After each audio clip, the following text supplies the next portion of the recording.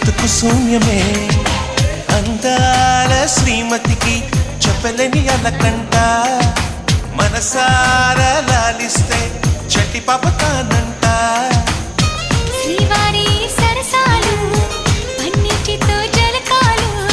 నీ చూపులో మురిపాలు నీతో ఎలా జగడాలు